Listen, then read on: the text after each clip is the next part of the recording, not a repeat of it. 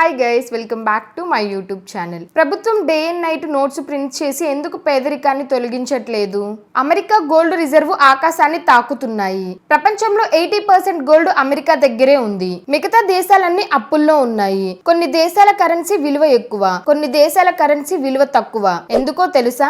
దీన్ని ఎవరు ఎలా నిర్ణయిస్తారు? ఆ సమయంలో ఎక్కువ బంగారం అమెరికాకు చేరింది. కానీ క్రమంగా అన్ని దేశాలు తమ ఎకనామీని మెరుగుపరచడానికి తమ సాయశక్తులా ప్రయత్నించాయి. 1947లో $1 ₹1కి సమానంగా ఉండేది. కానీ ఇప్పుడు $1 ఈక్వల్ గా ఉంది. ఎందుకు ఇలా జరిగింది? దేశాలు బంగారం బదులు US డాలర్లలో ట్రేడ్ చేస్తున్నాయి. ఇతర కరెన్సీలలో కాకుండా అమెరికన్ డాలర్లలోనే ఎందుకు ట్రేడ్ చేస్తున్నారు? డిమానిటైజేషన్ జరిగినప్పుడు ప్రభుత్వం 500 మరియు ₹1000 నోట్ల నుండి తన వాగ్దానాన్ని వెనక్కి తీసుకుంది. ప్రభుత్వం ఎంత కరెన్సీనైనా ముద్రించగలదు. అలాంటప్పుడు ప్రభుత్వం నోట్లు ముద్రించి పేదరికాన్ని ఎందుకు తొలగించట్లేదు? $1.85కి సమానం. దీన్ని ఎవరు నిర్ణయిస్తున్నారు? ఎవరైనా నిర్ణయిస్తే మనం దానికి ఎందుకు ఒప్పుకుంటున్నాం? US డాలర్లను గ్లోబల్ కరెన్సీగా చేయడానికి అన్ని దేశాలు అంగీకరించేలా హిస్టరీలో ఏం జరిగింది? చెట్టు బెరడు నుండి వచ్చే కాగితం ముక్క కోసం ప్రజలు షాప్స్, ఆఫీసెస్ లో 8 నుండి 9 గంటలు ఎందుకు పనిచేస్తున్నారు? ఈ ప్రశ్నలన్నిటికీ సమాధానం ఒకే విషయంలో ఉంది. డబ్బు అంటే ఏమిటి? దీని ఎవల్యూషన్ ఎలా జరిగింది? మీరు సెకండ్ హ్యాండ్ వస్తువు అమ్మాలంటే దాని ప్రైస్ ఎలా నిర్ణయిస్తారు? మీ దగ్గర పాత మొబైల్ ఉందనుకో, దాన్ని ₹100కి అమ్మాలనుకుంటున్నావు. దాన్ని కొనడానికి వేలాది మంది నీ ఇంటికి వస్తే మీరేం చేస్తారు? దాని ప్రైస్ ను మీరు 500కు నిర్ణయిస్తారు. అప్పుడు 100 మంది కొనడానికి సిద్ధంగా ఉంటే ప్రైస్ ను పెంచుతూనే ఉంటారు. ఒక వ్యక్తి ఆ ప్రైస్ కు కొనడానికి సిద్ధమయ్యే వరకు పెంచుతూనే ఉంటారు. ప్రపంచ వ్యాప్తంగా అన్ని ప్రొడక్ట్స్ యొక్క ప్రైసెస్ ఇలాగే చేంజ్ చేయబడతాయి. దీన్నే డిమాండ్ అండ్ సప్లై అంటారు. నువ్వు ఫ్రూట్స్ షాప్ కి వెళ్లి ఆపిల్ ప్రైస్ ఎక్కువ, బనానా ప్రైస్ తక్కువ అని చూస్తే దాని రంగు చాలా బాగుందని కాదు, దాని డిమాండ్ సప్లై కంటే ఎక్కువ అని అర్థం. ఉల్లిపాయల ధర పెరిగిందని మీరు వినే ఉంటారు, అంటే ఉల్లిపాయలకు డిమాండ్ పెరిగిందని. ప్రైస్ నిర్ణయించే వ్యక్తి సెకండ్ హ్యాండ్ మొబైల్ అమ్మే టైంలో మనం ఎలాగైతే చేశామో అలా చేస్తున్నాడని అర్థం. ఒక కంపెనీ 100 కార్లను తయారు చేసి ఒక్కో కారు ప్రైస్ ₹1,00,000గా నిర్ణయించింది. డబ్బున్న వాళ్ళు కారు కొంటారు, డబ్బు లేని వాళ్ళు బైక్ పై లేదా సైకిల్ తో సరిపెట్టుకుంటారు. ఒకరోజు ప్రభుత్వం సడన్ గా పెద్ద మొత్తంలో డబ్బు ప్రింట్ చేసి ప్రజలకు పంచుతుంది. ప్రజల దగ్గర డబ్బు ఉంటుంది, మార్కెట్ లో కూడా డబ్బు ఉంటుంది. 100 మంది కారు కొనడానికి వస్తే ఈసారి 1000 మంది వస్తారు. ఈసారి ఎక్కువ మంది కారు కొనడానికి వస్తారు. కార్ తయారు చేసే వ్యక్తి సెకండ్ హ్యాండ్ మొబైల్ తో మనం చేసిన పనే చేస్తాడు. 100 మంది మిగిలే వరకు ధరను పెంచుతాడు. జింబాబ్వే కూడా ఒకప్పుడు ఎకానమీ మెరుగుపరచడానికి ఇలాగే చేసింది. ప్రజలకు కరెన్సీని పంచడం మొదలు పెట్టింది. దానికి బదులు ఎకానమీ మెరుగుపరచడానికి బదులు మరింత దిగజారింది. ప్రజలు పెద్ద మొత్తంలో డబ్బు తీసుకుని ఒక రేంజ్ లో బ్రెడ్ కొనడానికి వెళ్లేవారు. పిల్లలు టోఫోస్ కొనడానికి ఈ విధంగా వెళ్లేవారు. ప్రభుత్వం నోట్లు ముద్రిస్తే రిసోర్సెస్ మాత్రమే పెరుగుతుంది. రిసోర్సెస్ మరియు సర్వీసెస్ పెరిగినప్పుడే ప్రాఫిట్ ఉంటుంది. ప్రభుత్వం నోట్లు ముద్రిస్తూ ఉంటే ఇన్ఫ్లేషన్ మాత్రమే పెరుగుతుంది. ఒక వస్తువు ధర పెరిగితే ఇన్ఫ్లేషన్ పెరిగినట్లు కాదు. Overall goods and services prices పెరిగినప్పుడే ఇన్ఫ్లేషన్ పెరుగుతుంది. ఇన్ఫ్లేషన్ పెరిగితే నీ దగ్గర ఉన్న డబ్బు వాల్యూ తగ్గుతుంది. ఇన్ఫ్లేషన్ 5% ఉంటే నువ్వు ₹100కు పొందే వస్తువు ధర గతంలో ₹95 ఉండేదని అర్థం. హిస్టారిక్ డేటాను అబ్జర్వ్ చేస్తే ఇన్ఫ్లేషన్ ప్రజల జేబులను ఎలా ఖాళీ చేస్తుందో స్పష్టంగా తెలుస్తుంది. అందుకే ప్రజలు వివిధ చోట్ల ఇన్వెస్ట్మెంట్ పెడతారు. కానీ డబ్బంటే ఏమిటో అర్థం చేసుకోవడం చాలా ముఖ్యం. ఒకే ఒక్క కాన్సెప్ట్ తో మీకు అన్ని అర్థం అవుతాయి. అర్థం అయ్యేలా చెప్తాను. ప్రపంచ వ్యాప్తంగా ఎవరైనా నీకు డబ్బు ఎందుకు ఇస్తారు? నువ్వు వాళ్ళకు వాల్యూ ఇచ్చినప్పుడో లేదా వాళ్ళ వర్క్ చేసినప్పుడో మాత్రమే డబ్బిస్తారు. నువ్వు వాళ్ళ వర్క్ చేసినప్పుడో లేదా వాళ్ళకు వాల్యూ ఇచ్చినప్పుడో మాత్రమే ఆఫీస్ లో శాలరీ పొందుతావు. షాప్స్ లో కూడా మీరు ప్రొడక్ట్స్ కొన్నప్పుడే డబ్బు పొందుతారు. కాబట్టి మనీ ఈక్వల్ టు వాల్యూ. డబ్బును టైం టు టైం లో వివిధ వస్తువుల ద్వారా రిప్రజెంట్ చేస్తారు. ఏన్షియంట్ టైమ్ లో ప్రజలు వీట్ గ్రెయిన్స్ ఇచ్చి తమ పని చేయించుకునేవారు. గ్రాడ్యువల్లీ ప్రజలు లాంగ్ టైం చెడిపోని లేదా హై వాల్యూ ఉన్న గోల్డ్ వంటి వస్తువులపై ఆసక్తి చూపడం ప్రారంభించారు. కానీ బంగారంతో ట్రావెల్ చేయడం, బంగారంలో కల్తీ చేయడం, దాని భద్రతను నిర్వహించడం చాలా ఇన్కన్వీనియంట్ గా ఉండేది. ప్రభుత్వం ఒక ఆప్షన్ ఇచ్చింది. ఏంటంటే మీరు బంగారం క్యారీ చేయాల్సిన అవసరం లేదు. బంగారాన్ని ప్రభుత్వానికి డిపాజిట్ చేయండి. ప్రభుత్వం దాని సెక్యూరిటీని చూసుకుంటుంది. దానికి బదులుగా నీకు రిసిప్ట్ వస్తుంది. దాన్ని ప్రొమిసరీ నోట్ అని కూడా అంటారు. నువ్వు ఆ రిసిప్ట్ ఆధారంగా ట్రేడ్ చేయవచ్చు.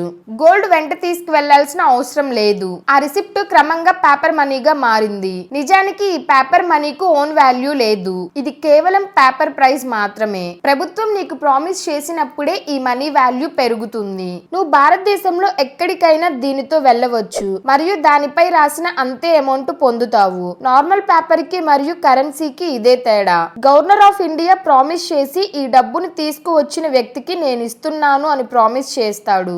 ఈ ప్రామిస్ కి వాల్యూ ఉంది. అందరూ దీన్ని నమ్ముతారు. డిమానిటైజేషన్ జరిగినప్పుడు ప్రభుత్వం 500 మరియు 1000 నోట్ల నుండి తన ప్రామిస్ వెనక్కి తీసుకుంది. వెంటనే 500 మరియు 1000 నోట్లు కాగితాలుగా మారాయి. ప్రజలు ప్రభుత్వం ప్రామిస్ తో పేపర్ కరెన్సీలు ట్రేడ్ చేయడం స్టార్ట్ చేశారు. కానీ మనం కంట్రీ అవుట్ సైడ్ ట్రేడ్ చేయాలనుకుంటే అప్పుడు ఏం జరుగుతుంది? యుఎస్ మరియు ఇండియా ట్రేడ్ చేసినప్పుడు ఏ వస్తువుపై ట్రేడ్ జరుగుతుంది? మీరు యుఎస్ నుండి ఏదైనా కొనాలనుకుంటున్నారు. ఇది రెడ్ కలర్ నోటు. దీన్ని రూపీస్ అంటాం. మేము మీకు ప్రామిస్ చేస్తున్నామని మీరు చెప్తే వాళ్ళు దానికి ఎందుకు యాక్సెప్ట్ చేస్తారు? అండ్ మనం వాళ్ళ డాలర్లను ఎందుకు తీసుకుంటాం? మనం వాళ్ళ కరెన్సీ తీసుకుంటే ఆ కరెన్సీతో ఏం చేస్తాం? యాక్సెప్టెన్స్ ఉంటేనే డబ్బు అవుతుంది. ప్రతి దేశం ఒకే సమస్యని ఎదుర్కొంటుంది. ప్రతి దేశం నమ్మే కరెన్సీ లేదు. నువ్వు యుఎస్ తో ట్రేడ్ చేసి అమెరికన్ డాలర్ తెచ్చావనుకో, ఇప్పుడు మీరు రష్యాతో ట్రేడ్ చేయాలి. రష్యా అమెరికన్ డాలర్ తీసుకోనని చెప్తుంది. ఈ సిచ్యువేషన్ లో యుఎస్ డాలర్ అమెరికాతో ట్రేడ్ చేయడానికి మాత్రమే యూజ్ చేయడం జరుగుతుంది. ప్రతి కంట్రీ నమ్మే కరెన్సీ లేదు కాబట్టి నీ ఏరియాలోని మెడికల్ స్టోర్ లో ఒక కరెన్సీ అడుగుతుంది. జనరల్ స్టోర్ మరొక కరెన్సీ అడుగుతుంది. మీరు ప్రతి కరెన్సీలో సంపాదించాల్సి వస్తుంది. కానీ ఆ టైంలో ఒక విషయంపై ట్రస్ట్ ఉండేది. ప్రతి దేశం బంగారం మరియు వెండిని నమ్మేది. కానీ ట్రేడ్ కోసం అంత బంగారం మరియు వెండిని తీసుకెళ్లడం అంత ఈజీ కాదు. దీన్ని సాల్వ్ చేయడానికి గోల్డ్ స్టాండర్డ్ తీసుకొచ్చారు. ఇందులో కంట్రీ కరెన్సీని బంగారానికి అటాచ్ చేశారు. అటాచ్ చేయడం అంటే ఏమిటి? ఇది ఒక హైపోథెటికల్ సిచ్యువేషన్. ఇండియాలో 1 గ్రామ్ గోల్డ్ 20 రూపీస్ అని అనౌన్స్ చేసింది అనుకోండి. అంటే ఎవరైనా 20 రూపీస్ తెస్తే దానికి బదులుగా 1 గ్రామ్ గోల్డ్ పొందుతారు. అండ్ ఎవరైనా 1 గ్రామ్ గోల్డ్ తెస్తే దానికి బదులుగా 20 రూపీస్ పొందుతారు. అదే విధంగా అమెరికా కూడా 1 గ్రామ్ గోల్డ్ విలువ $2 అని ప్రకటించింది. అంటే $2 1 గ్రామ్ గోల్డ్ కి ఈక్వల్ మరియు 20 రూపీస్ 1 గ్రామ్ గోల్డ్ కి ఈక్వల్. కాబట్టి $2 ఆటోమేటిక్ గా 20 రూపీస్ కి ఈక్వల్ అయ్యాయి. మనం $1 వాల్యూని కౌంట్ చేస్తే అది 10 రూపీస్ కి సమానం అవుతుంది. ఆ తర్వాత రెండు దేశాలు ట్రేడ్ చేయడానికి వెళ్ళినప్పుడు ఒకరి కరెన్సీ గురించి మరొకరికి ఎలాంటి సమస్య ఉండదు. ఎందుకంటే ట్రేడ్ చేసిన తర్వాత వచ్చే కరెన్సీని ఎప్పుడైనా గోల్డ్ గా మార్చవచ్చని రెండు దేశాలకి తెలుసు. కానీ ట్రేడ్ తర్వాత మనం కలెక్ట్ చేసే కరెన్సీని గోల్డ్ గా మార్చడానికి వెళ్ళినప్పుడు ఆ దేశం దగ్గర గోల్డ్ లేకపోతే ఎలా? కాబట్టి ఒక దేశం గోల్డ్ ఇచ్చిన తర్వాత కరెన్సీని పొందాలనుకుంటే ఆ పర్టికులర్ కంట్రీ గోల్డ్ ఇచ్చే పొజిషన్ లో ఉండాలి అనే రూల్ పెట్టారు. కంట్రీస్ ఇలా ట్రేడ్ చేయడం స్టార్ట్ చేశాయి. యాక్చువల్ గా గోల్డ్ ద్వారానే ట్రేడ్ జరిగింది. కరెన్సీ మీడియం గా మారింది. ఇప్పుడు గోల్డ్ స్టాండర్డ్ సిస్టమ్ సరైనదైతే దాన్ని ఎందుకు రిమూవ్ చేశారు అని మీకు థాట్ రావచ్చు. దాన్ని రిమూవ్ చేశారు, ఓకే, కానీ డాలర్ ని బేస్ గా ఎందుకు చేశారు? వరల్డ్ వార్ 1 స్టార్ట్ అయినప్పుడు కంట్రీస్ తమ ఎగ్జిస్టెన్స్ ని కాపాడుకోవడానికి బల్క్ లో వెపన్స్ కొనాల్సి వచ్చింది. ఆ క్రైసిస్ చాలా పెద్దది కాబట్టి కంట్రీస్ గోల్డ్ కరెన్సీల ఆధారంగా వెపన్స్ కొనడం స్టార్ట్ చేశారు. గ్రాడ్యువల్ గా గోల్డ్ అమెరికాకు ఎక్స్పోర్ట్ అవ్వడం స్టార్ట్ అయింది. ఎందుకంటే యుఎస్ వెపన్స్ కి మెయిన్ ఎక్స్పోర్టర్ కాబట్టి. వార్ చేసే మ్యాడ్నెస్ లో కంట్రీస్ మనీ మరియు గోల్డ్ ని ఖాళీ చేసింది. వరల్డ్ వార్ 1 ఎండ్ అయినప్పుడు కంట్రీస్ ఎకానమిక్ క్రైసిస్ తో సఫర్ అవుతున్నాయి. దేశాల దగ్గర గోల్డ్ లేనప్పుడు, ట్రేడ్ కి బేస్ లేనప్పుడు కంట్రీస్ ఎలా ట్రేడ్ చేస్తాయి? కరెన్సీలు ఎలా ప్రింట్ చేయబడతాయి? ఆ సమయంలో ఎక్కువ గోల్డ్ అమెరికాకు చేరింది. దేశాలు తమ ఎకానమీను అండ్ తమ కెపాసిటీని మెయింటైన్ చేయడానికి నెమ్మదిగా ట్రై చేస్తున్నాయి. అప్పుడే వరల్డ్ వార్ 2 స్టార్ట్ అయింది. ఇది హిస్టరీలో అత్యంత ఎక్స్పెన్సివ్ వార్. ఈసారి కంట్రీస్ భారీ అప్పుల్లో ఉన్నాయి. అమెరికా భారీ మొత్తంలో వెపన్స్ ని ఎక్స్పోర్ట్ చేసింది. యుఎస్ గోల్డ్ రిజర్వ్స్ ఆకాశాన్ని తాకుతున్నాయి. ప్రపంచంలోని 80% గోల్డ్ అమెరికా దగ్గరే ఉంది. మరోవైపు ఇతర దేశాలు అప్పుల్లో ఉన్నాయి. ఈ సందర్భాలలో కరెన్సీతో బంగారాన్ని అటాచ్ చేసి చేసే ట్రేడ్ చేయడం అది పాసిబుల్ అవ్వడం లేదు. ఎందుకంటే కంట్రీస్ గోల్డ్ బిహాఫ్ నోట్లు ప్రింటింగ్ చేసి ట్రేడ్ చేసేవి కాబట్టి. వాళ్ళ దగ్గర గోల్డ్ లేకపోతే ట్రేడ్ ఎలా చేస్తారు? వ్యాపారం లేనప్పుడు కంట్రీస్ ఎలా సంపాదిస్తాయి? దీనికోసం 1944 లో కంట్రీస్ ఒక మీటింగ్ కండక్ట్ చేసుకున్నారు. దానిని బ్రిటన్ వుడ్స్ కాన్ఫరెన్స్ అంటారు. ఈ మీటింగ్ లో ఐఎంఎఫ్ మరియు ఐబిఆర్డి అనే 2 ఆర్గనైజేషన్స్ ఏర్పాటు చేశారు. యుద్ధంలో నాశనమైన కంట్రీస్ కు సహాయం చేయడం, వాటిని రీబిల్డ్ చేయడం, వాటి ఎకనామీని ఎస్టాబ్లిష్ చేయడం ఐబిఆర్డి యొక్క పని. దీనిని ఇప్పుడు వరల్డ్ బ్యాంక్ గా పిలుస్తారు. కంట్రీస్ మధ్య ట్రేడ్ ని ఈజీ చేయడం ఐఎంఎఫ్ యొక్క యొక్క పని. ఈ రోజు కూడా ఒక దేశం ఎకనామికల్లీ చిక్కుకుంటే ఈ రెండు ఆర్గనైజేషన్స్ వారికి సపోర్ట్ ఇస్తాయి. కంట్రీస్ దగ్గర గోల్డ్ లేనప్పుడు కంట్రీస్ యుఎస్ డాలర్లలో ట్రేడ్ చేయవచ్చని ఈ మీటింగ్ లో నిర్ణయించారు. ఇతర కరెన్సీలలో కాకుండా యుఎస్ డాలర్స్ లోనే ఎందుకు ట్రేడ్ చేయాలి? యుఎస్ మాత్రమే ఆ రోజుల్లో చాలా గోల్డ్ ని కలిగి ఉంది. ఓవరాల్ వరల్డ్ గుడ్ వాల్యూని సర్క్యులేట్ చేయగలదు. మరియు అదే రోజు యుఎస్ కూడా అనౌన్స్ చేసింది ఏంటంటే ఎవరైనా యుఎస్ డాలర్స్ ని తీసుకుని మా దగ్గరకు వచ్చి బంగారం తీసుకోవచ్చు, లేదా బంగారం తీసుకుని అమెరికన్ డాలర్లు తీసుకోవచ్చు. ఒక ఆన్స్ గోల్డ్ వాల్యూ $35గా నిర్ణయించబడింది. ప్రతి దేశం ఏదో ఒక రిసోర్స్ లో మంచిగా ఉంటుంది. యుఎస్ తో ట్రేడ్ చేయడం ద్వారా డాలర్స్ యొక్క రిజర్వ్స్ ను పెంచుకోవచ్చు. డాలర్స్ లా కలిగి ఉండటం అంటే గోల్డ్ లా రిజర్వ్స్ కలిగి ఉండడంతో సమానం. ఏ సమయంలోనైనా ఒక దేశం దానిని మార్చుకోవచ్చు. ఇది ట్రేడ్ చేసే ఒక ఈజీ వేగా మారింది. తద్వారా ఎకానమీని ఇంప్రూవ్ చేసుకోవచ్చు.